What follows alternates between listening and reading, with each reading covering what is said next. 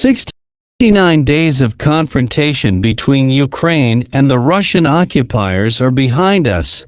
The invaders do not stop their offensive in the east of the country and want to gain control of the Donetsk and Luhansk regions, as well as a land corridor to the Crimea. At certain lines, the enemy is making equipment of the second line of defense. This was reported in a summary by the AFU General Staff on May 3. Slobozhansky direction. The enemy continues airstrikes and artillery fire on Kharkiv.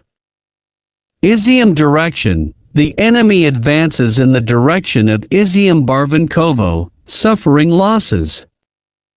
To support their actions, the occupants relocated a 240 mm battery of heavy self-propelled Tulpan mortars and a unit armed with Smerch multiple rocket launchers from the territory of Belgorod Oblast to the Izium area. Donetsk and Tavria directions. The occupants carry out airstrikes and artillery fire on our troops' positions and continue their offensive on the front line. The southern direction. The enemy is fighting to improve its tactical position, continues shelling our troops, regroups troops and builds up its forces. Mariupol. The enemy continues to blockade and shell Ukrainian units near the Azovstal plant.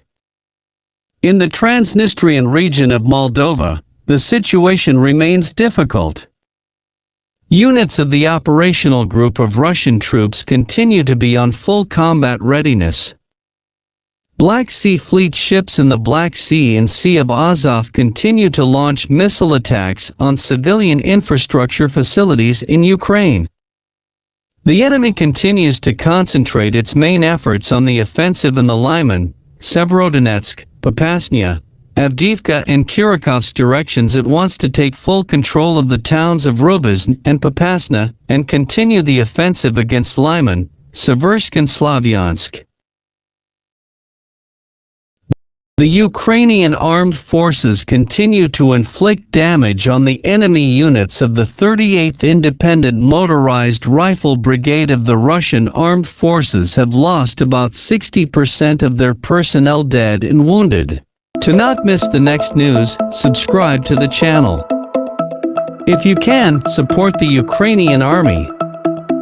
The link to the multi-currency account of the National Bank of Ukraine in the description below the video.